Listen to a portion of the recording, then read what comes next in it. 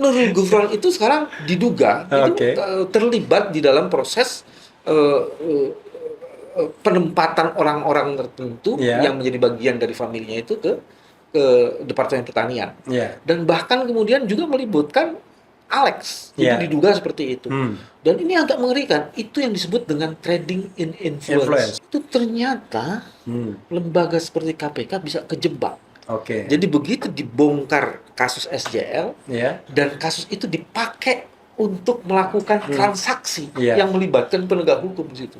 Seperti PAN misalnya, seperti Golkar, akhirnya punya kepentingan ketua yang sekarang untuk mengkeep semua sumber-sumber resources tersebut agar dia punya bargaining power untuk terus melanjutkan kepemimpinan. Jadi kasus SJL sebenarnya SJL itu sebenarnya bisa mengungkap bagaimana modus operandi korupsi bekerja, siapa pihak-pihak yang terlibat, dan seberapa besar uang dipakai, dan cara cheatingnya itu.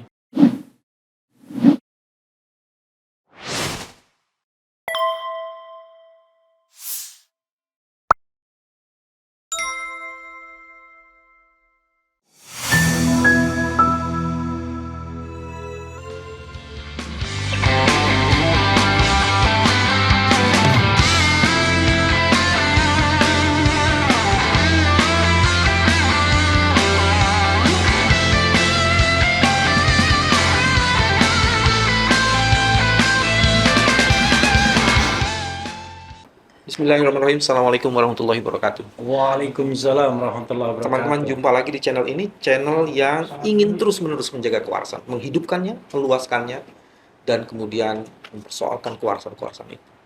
Alhamdulillah, penjaga kewarasan pada kali ini adalah Sobat Refli. Karena orang mengatakan saya sedang masuk rumah sakit jiwa kan. Itu siapa tuh yang ngomong gitu? Yang ngomong itu haters, buzzer. Ini ODGJ ya? ODGJ.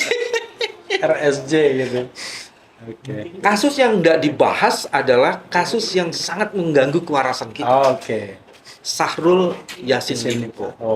Sobat Refli, kalau saya coba petakan ya, kasus Sahrul Yassin Limpo ini, dia tidak hanya membuat tumbang ketua KPK. Dan bahkan sekarang ada 2 pimpinan KPK lain ya yang terserempet kasus ini dan sekarang sedang mulai masuk di dalam pusaran labirin kita. Ternyata ini juga masuk ke partai. Karena ada dana yang katanya diberikan kepada partai untuk tunjangan Idul Fitri. Ada juga kuatnon, kalau istilahmu itu kan, ke Pas Pampres. Andai benar ya? Seandainya benar. Jadi ini kemana-mana tuh, selain dana itu juga masuk kepada lingkungan-lingkungan tertentu di berbagai lini di masyarakat itu. Jadi kalau melihat kasus ini, apa pendapat yang Refli mau lihat? Ini Sobat BW ya? Sobat kewarasan. Sobat kewarasan. Jadi sobat kewarasan itu kalau di daerah kami Mas ya, itu Mas BW, saya itu ngomong sesuatu ngajari buaya berenang. Nggak ada gunanya. Tapi karena ini untuk Sobat BB kan, Sobat Kewarasan, itu kita dedikasikan ke sana. Jadi memang kalau saya lihat aspeknya macam-macam nih Mas. Ya. Karena saya hukum tata negara, aspek ke partai dulu. Sayang sekali, Indonesia itu tidak mengenal yang namanya hukuman terhadap partai. Selalu diindividualisasi. Jadi orangnya. Dioknumkan. Dulu pernah dicoba yang namanya corporate liability kan, corporate responsibility. Jadi yang bisa dipidanakan itu corporate-nya. Nah, lalu kemudian bagaimana corporate ini kalau dianggap sebagai partai politik juga, ya kan? Gitu. Tapi belum pernah terjadi karena the only penguasa yang bisa mempilotkan, membubarkan partai politik hanyalah pemerintah melalui Jaksa Agung dan itu ke Mahkamah Konstitusi. Sehingga apapun kasus korupsi yang melibatkan partai politik itu selalu dianggap personal responsibility, tidak pernah institusional sifatnya. Padahal dia oknums. Karena banyak nih oknums. Pakai S. Banyak banget itu. Padahal kalau di Thailand misalnya karena saya pernah memantau pemilu di sana, mereka melihat kalau yang melibatkan inner circle, pengurus inti, maka itu bisa dihukum partainya. Nah, misalnya hukumannya adalah hukuman tidak boleh mengikuti pemilu berikutnya. Atau dihukum partainya dibekukan selama 5 tahun, tidak boleh mengikuti aktivitas politik apapun. Itu apapun kasus korupsinya atau hanya korupsi di bidang dalam kaitannya dengan proses demokratisasi itu. Jadi ada election proses yang ada korupsinya. Enggak, korupsi yang melibatkan partai. Melibatkan bukan di proses election. Iya, melibatkan inner circle-nya. Nah, itu kan untuk menjaga governance partai politik tersebut. Nah, Indonesia kan tidak pernah ada sebesar apapun korupsinya, maka yang disalahkan adalah oknum yang terlibatnya. Padahal kalau kita lihat misalnya setoran itu ke partai, kan lewat partai bukan lewat langsung ke orang kan. Itu satu menurut saya satu catatan kita kalau kita ingin betul-betul clear yang namanya political corruption ini kan. Itu ada satu PR menurut saya. Walaupun susah. Ini bisa nggak kita dalemin? Refli, kan tadi sudah disebut corporate kena. Iya. Partai itu kan public corporate. Iya. Public institution gitu ya. Itu yang kemudian mau istilahnya apa ya? Analogikan. Jadi karena hukum korupsi kita bisa mempidanakan corporate, bisa nggak corporate itu dianggap sebuah entitas partai politik? Tentu kan kalau kita bicara pendekatan yang limitatif, corporate kan is corporate, ya kan? Tetapi kalau partai politik beda lagi, ya kan? Nah, tetapi ini kan sesungguhnya kan tetap institusi kan? Nah, tetapi ijtihad itu sampai sekarang belum diterima. Gitu. Nah, yang menarik kan gini, kalau ada corporate yang dibangun memang untuk melakukan kejahatan. Jadi covernya itu corporate itu. Nah, itu artinya corporate-nya memang harus kena sanksi. Gitu ya. Kena sanksi. Terus ada lagi. Dipidanakan. Ada lagi corporate itu sebenarnya sebagai lembaga yang bebas nilai, tapi oknum yang di situ itu yang tadi disebut dengan core board-nya itu terlibat.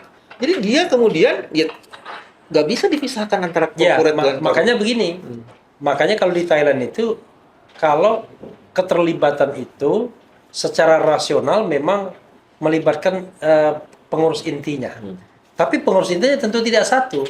Intinya adalah bahwa ada sebuah kesepakatan, ada sebuah tindakan, nah gitu yang memang secara rasional memang itu dianggap memang mewakili kepentingan partai politik tersebut. Nah sekarang misalnya gini, yang paling gampang, Lebaran tadi ya? Pemberian THR, gratifikasi di dalam. Kan sederhana, THR ini kan bisa dianggap institusionalisasi, bisa dianggap personal. Kalau saya kasih, misalnya gini, katakanlah seorang sekjen partai atau ketua partai misalnya, minta uang kepada kadernya untuk bagi-bagi kepada kader di dalam partainya. Ya kan itu bukan tindakan personal itu kan, tindakan yang institusional. Jangan nilai besar dan kecilnya, ya kecil, tetapi bagaimana kalau nilainya gede sekali misalnya. Nah, cuma memang hukum korupsi kita itu kan tidak kejam terhadap partai politik. Tidak ada pembubaran partai politik meski berkali-kali mereka terlibat dalam korupsi. Tidak ada tuntutan untuk membubarkan partai-partai ini padahal mereka terlibat dalam korupsi. Beda sekali misalnya dengan katakanlah institusi tertentu yang mungkin dia mewakili moral, keagamaan dan lain sebagainya. Sekali saja langsung habis. Gitu. Padahal dalam sejarah penegakan hukum di kasus korupsi ada ketua partai yang diduga terlibat, bukan diduga, sudah terbukti terlibat. Sampai sekarang dihukum. Ada sekjen terlibat juga. Jadi artinya kalau sudah ketua partai dan sekjen itu the top, sudah the highest ranking di dalam itu. Dan itu pengambil kebijakan kan. Nah, tinggal tergantung kita melihat kasus korupsinya yang terkait secara rasional ini ada kaitannya dengan partai atau pribadi. Nah, contoh misalnya dulu ada misalnya papa minta saham misalnya kan atau jangan EKTP ya kan kalau EKTP itu ada isu jamaahnya tuh. Makanya nah pertanyaannya adalah kan ada dua isu tuh isu jamaah lintas partai tapi bisa juga dilihat secara individual partainya apakah ini menjadi bagian dari fundraising misalnya political fundraising kan bisa. Let's say dia dapat misalnya 5 juta US dollar, 4 juta masuk kantong dia, 1 juta masuk partai, kan berarti bagian dari political fundraising sesungguhnya. Nah itu nggak pernah disentuh wilayah itu. Dalam perkembangannya, pertanggungjawaban itu juga bisa diletakkan melalui satu argumen yang disebut dengan by omission. Kalau lembaga itu melakukan pembiaran terhadap satu kejahatan yang sudah faktual, dan kemudian dia juga bisa harus tarik bertanggung jawab. Dan dalam perkembangan sekarang bukan hanya korupsi, itu bukan hanya penyelenggara negara loh, sobat. Di UNCIC itu juga dikenal yang disebut dengan corporate corruption. Korupsi yang dilakukan oleh swasta. Itu kayak HAM juga kan. Jadi kalau dulu HAM itu negara. Tapi sekarang HAM bisa juga dilakukan oleh corporate. Misalnya pabrik nikel misalnya kan. Itu kan let's say punya swasta, tapi kemudian dia merusak lingkungan, memikirkan rakyat. Jadi bisa juga dilakukan oleh corporate. Jadi memang perkembangan itu luar biasa. Tapi yang tidak luar biasa di Indonesia adalah law enforcement-nya. Enforcement-nya masih biasa-biasa aja. SJL sekarang kita tarik ke KPK. Karena di KPK ini ada apa? Saya mau bilang paradoks di KPK ya. SJL yang diungkap kasusnya itu ternyata melibatkan pimpinan KPK. Pimpinan KPK itu tidak hanya ketua. Ada orang Hari ini ada persoalan salah satu komisioner yang disebut dengan Nurul Gufron diduga menggunakan itu pengaruhnya. Disebut atau namanya itu? Ya. Sekarang udah mulai tersebut itu. Udah mulai tersebut di media-media itu. Karena Mas mau bilang pemimpin KPK yang disebut dengan Nurul Gufron, bukan nama itu ya? Nama. Nurul Gufron itu sekarang diduga itu terlibat di dalam proses penempatan orang-orang tertentu yang menjadi bagian dari familinya itu ke Departemen Pertanian. Dan bahkan kemudian juga melibatkan Alex, itu diduga seperti itu. Dan ini agak mengerikan. Itu yang disebut dengan trading in influence. Itu di dalam memperdagangkan pengaruh. Itu ternyata lembaga seperti KPK bisa kejebak. Jadi begitu dibongkar kasus SJL dan kasus itu dipakai untuk melakukan transaksi yang melibatkan penegak hukum di situ. Mas BW ya, boleh nggak saya agak sombong sedikit? Ya kan? Boleh dong. Kamu biasanya sombongnya banyak deh, bukan sedikit. Jadi one day ya kan, mungkin jabatan publik sedikit publik sebenarnya. Yang pernah saya emban itu adalah Komisaris Utama. Oh ya. Ya kan? Jasa Marga ya? Jasa Marga dan Pelindo. Boleh, nggak ada masalah. Satu lagi Pelindo di Medan. Ya. Yang saya lakukan dan barangkali sulit sampai saat ini orang tiru adalah saya tidak merekrut satu pun karyawan, baik untuk Dewan Komisaris maupun saya titipkan di corporate. Jadi orang nggak bisa mengatakan, oh ini ada orang referee dan lain sebagainya. Karena saya tahu betul kalau itu dilakukan maka berat. Tidak pernah juga nitip proyek, itu lebih lagi kan. Kalau karyawannya aja tidak punya staf ahli yang nempel di kamu dan kemudian menjadi bagian dari itu. Itu namanya komite audit. Jadi cara merekrutnya adalah silakan mereka mendaftar dan itu bukan kolega saya. Mereka mendaftar lalu kita Dewan Komisaris mengujinya. Nah, saya sebagai komut biasanya mempersilahkan anggota komisaris yang lainnya untuk menguji. Lalu setelah itu kita gimana? Misalnya mayoritas Dewan Komisaris sudah mengatakan B dan rasanya tidak ada dispute lagi, selesai sudah, saya ikut aja.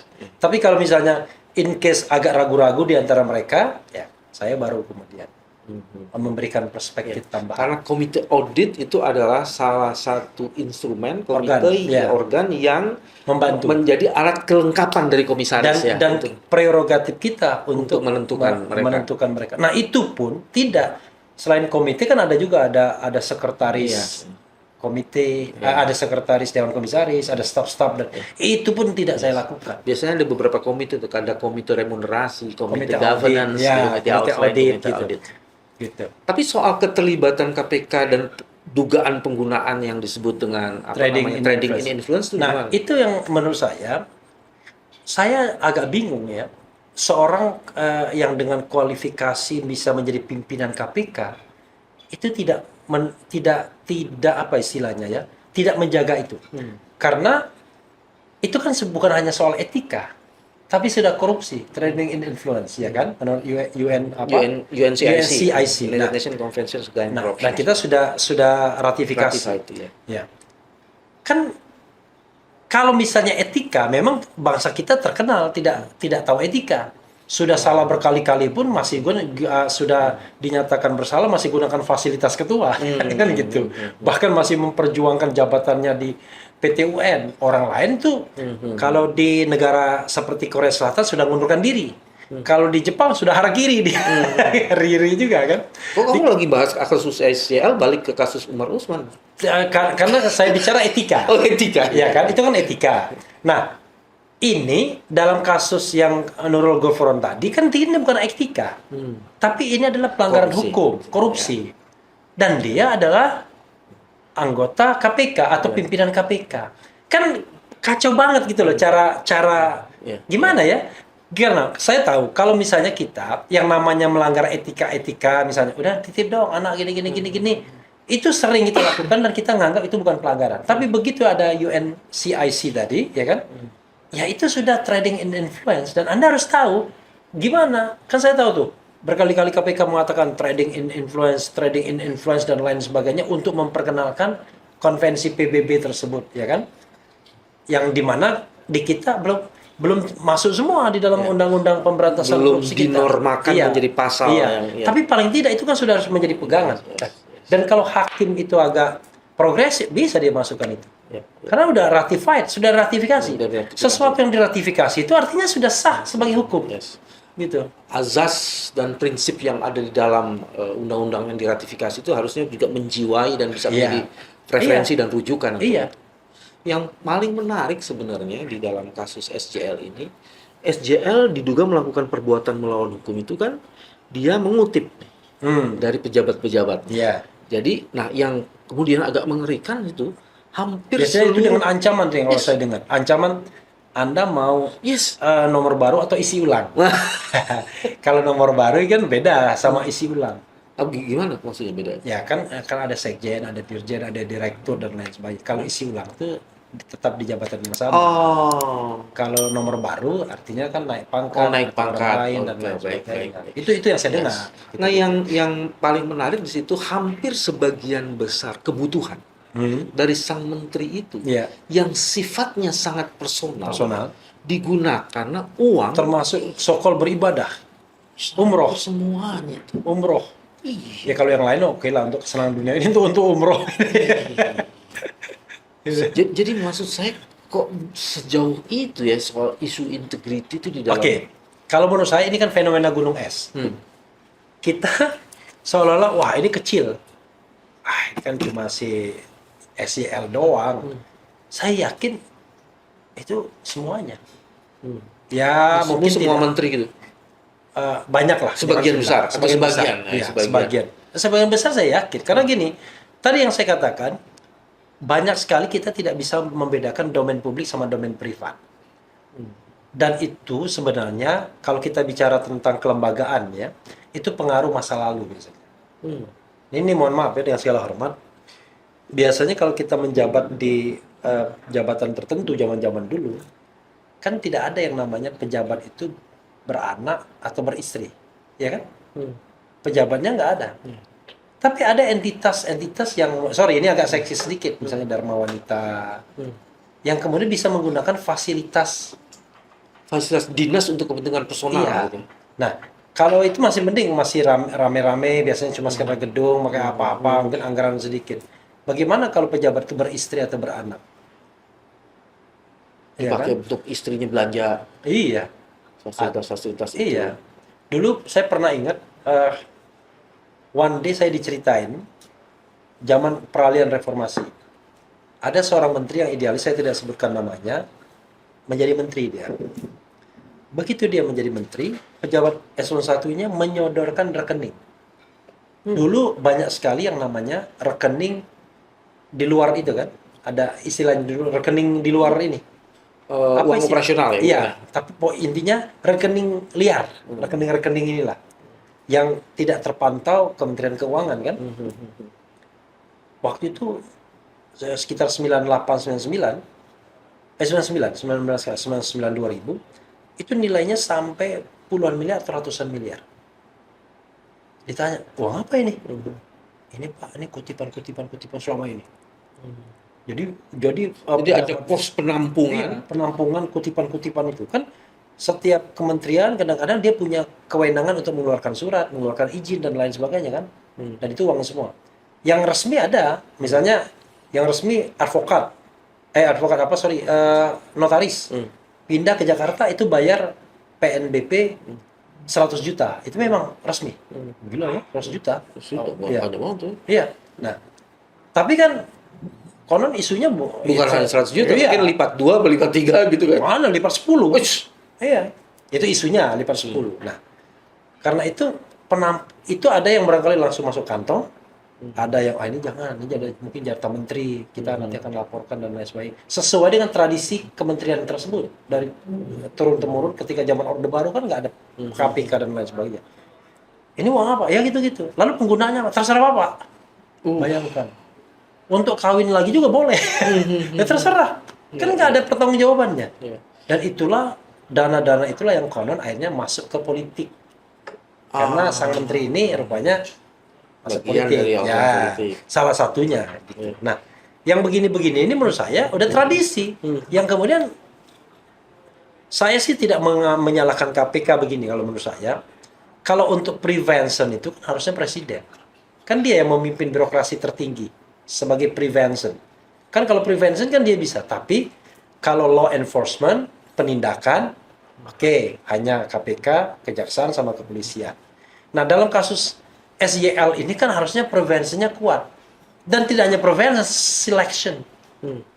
Baik selection oleh partainya maupun selection oleh presiden sebagai pejabat kabinet.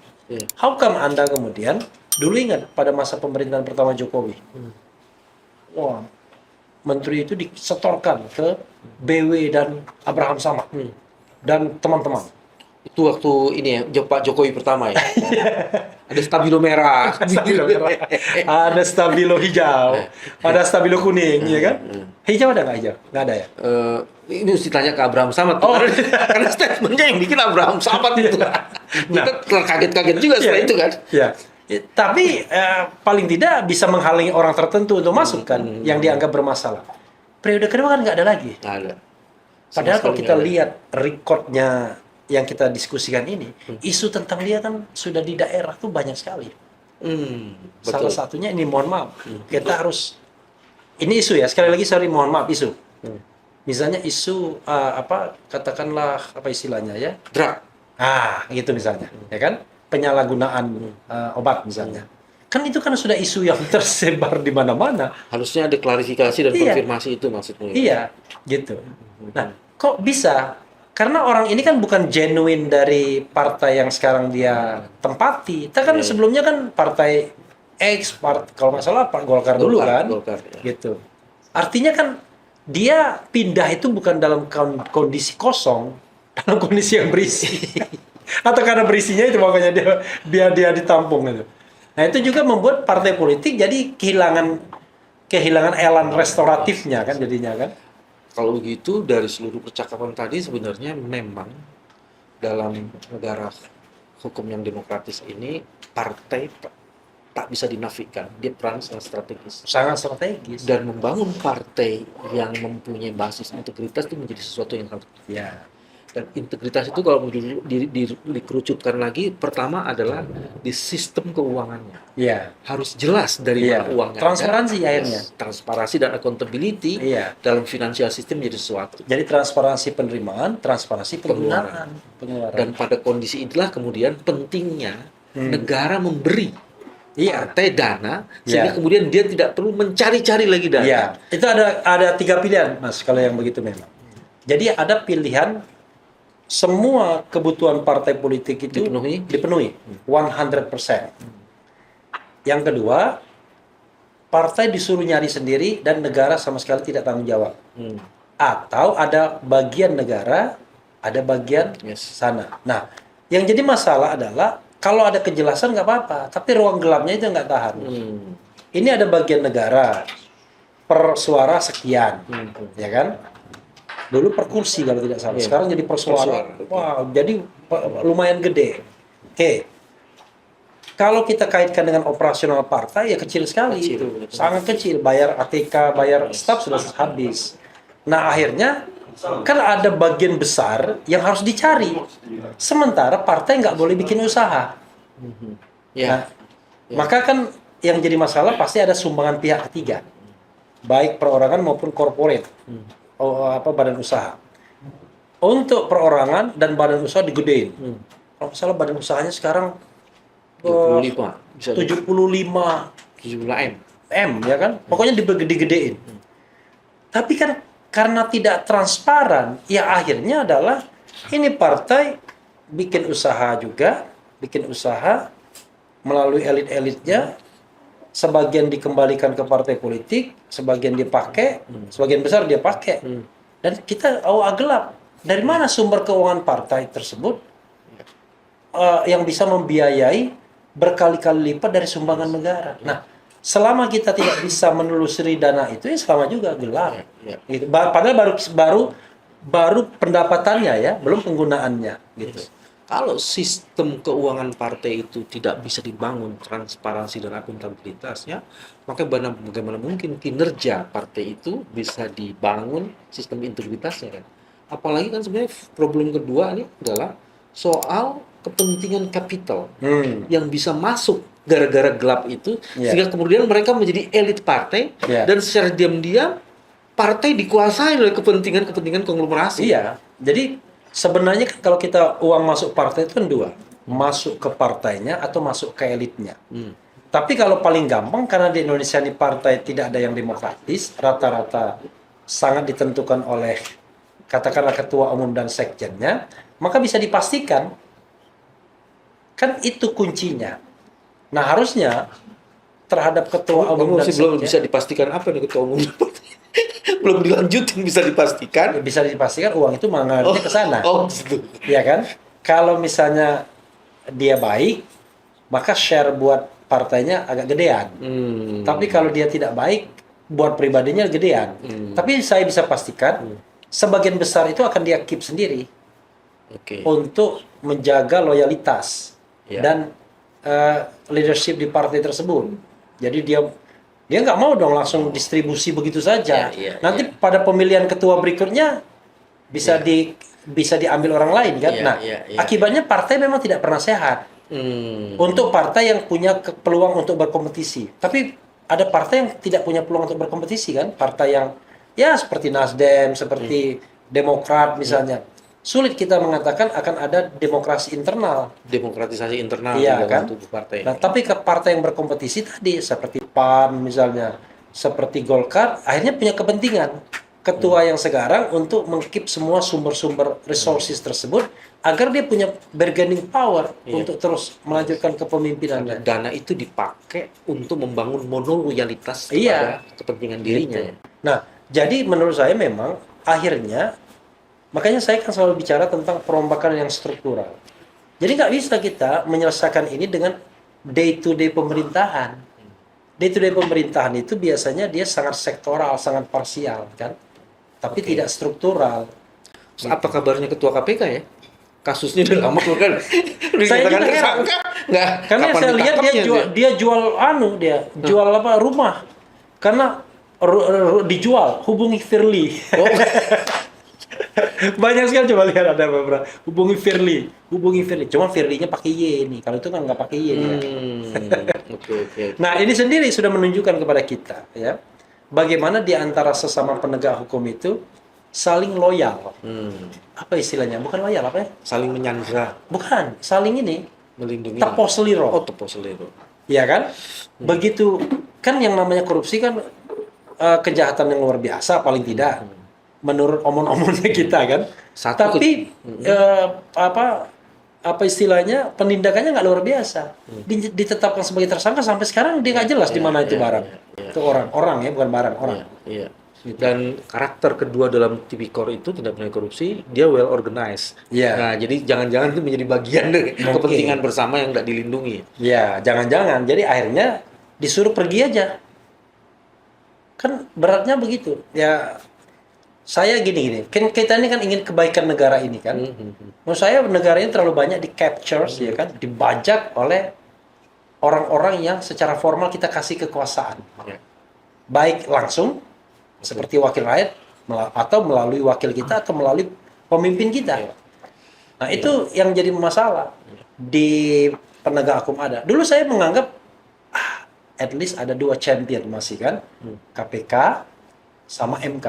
Setelah DPD kena juga waktu itu kan. Tapi sekarang nggak ada lagi. Bayangkan. MK kena, KPK kena. Nah setelah 26 tahun reformasi, di mana salah satu klaimnya adalah memberantas KKN, nggak ada lagi contoh baik champion di mana pemberantasan KKN tersebut dianggap berhasil atau pembersihan. Dulu kan namanya Bambang Wijoyanto itu bicara tentang Island of Integrity, ya kan? Integrity Island, ya kan? Nggak ada lagi. Nggak ada lagi. udah tenggelam. Nggak ada lagi. Udah tenggelam semua.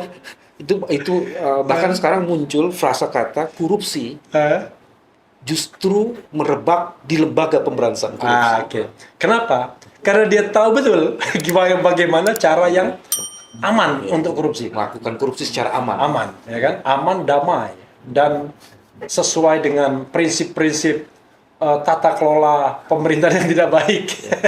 Jadi kasus SJL sebenarnya bisa SJL itu sebenarnya bisa mengungkap bagaimana modus operandi korupsi bekerja, siapa pihak-pihak yang terlibat, dan seberapa besar uang dipakai dan cara cheatingnya itu. Ya, itu kan pakai logic thinking kita kan. Itu sama juga dengan kasus Sambo.